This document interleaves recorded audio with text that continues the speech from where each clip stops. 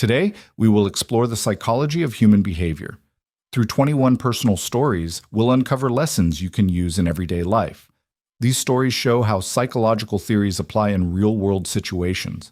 Philosophers and psychologists have developed these ideas over centuries.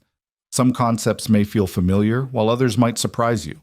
Any one of them could help you see the world differently and achieve success. Have you ever wondered why it's so easy to overspend even when you know better? Behavioral economics explains how emotional rewards often drive our financial decisions. For Alex, takeout wasn't just food. It was convenience and comfort after a long day. He realized he was paying for a sense of ease rather than the meals themselves.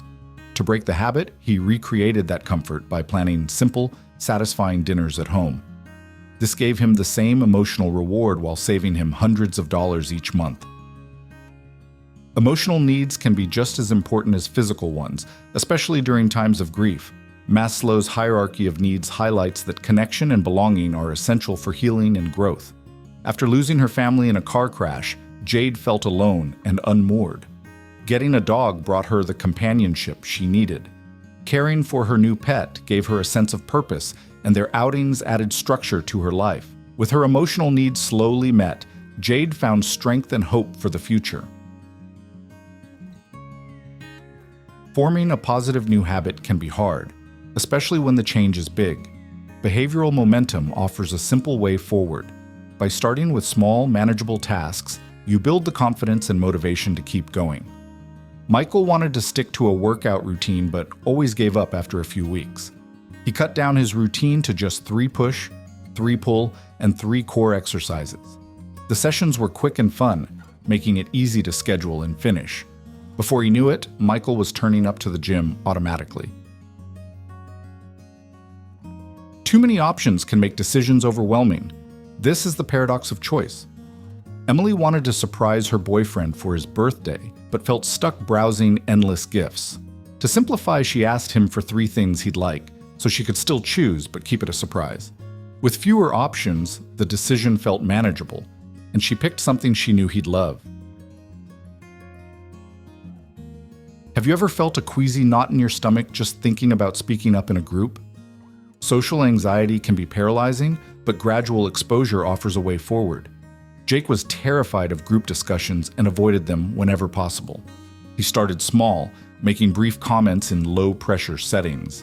Each success gave him confidence, and over time he realized people weren't judging him.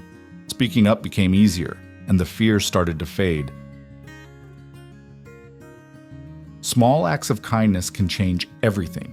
This is reciprocity. When you help others, they help you back. Mandy, a single mom on probation at her new job, knew she had to make it work. She started lending a hand with little things, like proofreading reports or covering for coworkers on tight deadlines. Her efforts paid off. Soon, her colleagues were stepping up for her, creating a supportive environment that helped Mandy shine and keep her job. Sometimes, resolving conflict starts with acknowledging the other person's feelings. Emotional validation is about making someone feel heard and understood. Caleb spent hours watching prank videos on his phone, which drove his wife crazy. Instead of arguing, he said, "I understand it frustrates you when I'm on my phone so much."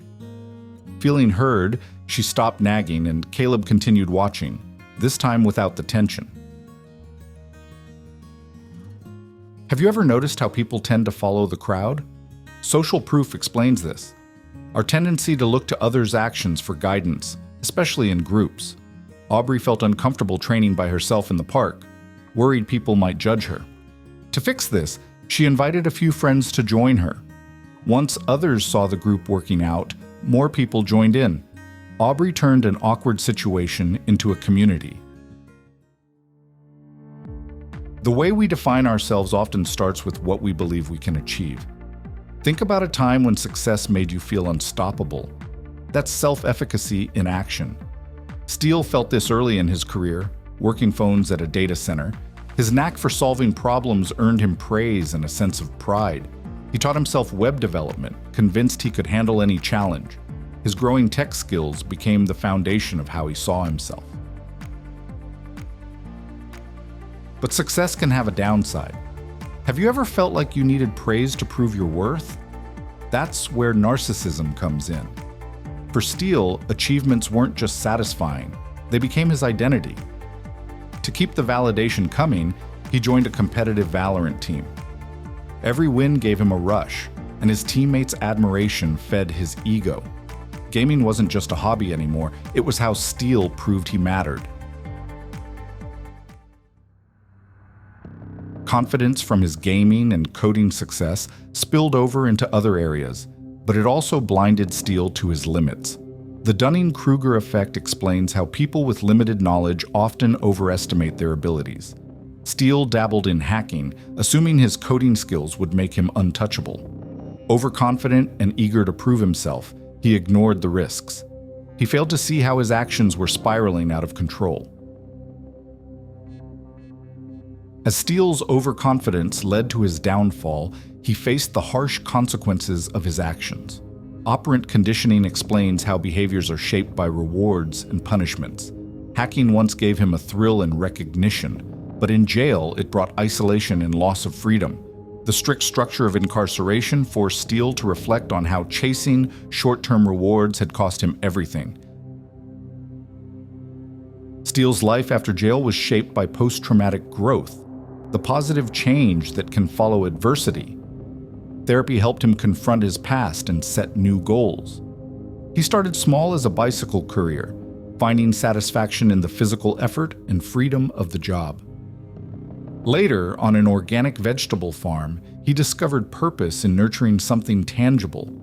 For the first time in years, Steele felt at peace. His life was grounded in growth, not recognition. Ever wondered why we justify decisions we regret? Cognitive dissonance explains it. When we hold conflicting beliefs, it creates discomfort we try to resolve.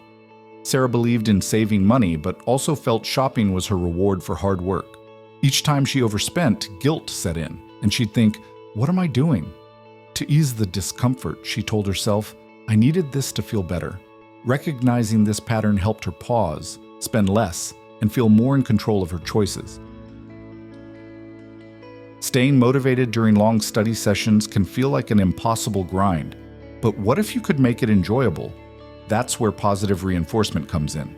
Chris was stuck in a cycle of burnout, dreading his study time. To turn things around, he started rewarding himself with small treats, like his favorite snack or a quick break, every time he hit a goal. These little boosts made studying more rewarding, and he found himself working harder. Have you ever felt invisible in a group setting to the point where you just wanted to leave? Body language might be the reason why. It refers to how we use posture, gestures, and facial expressions to communicate non-verbally.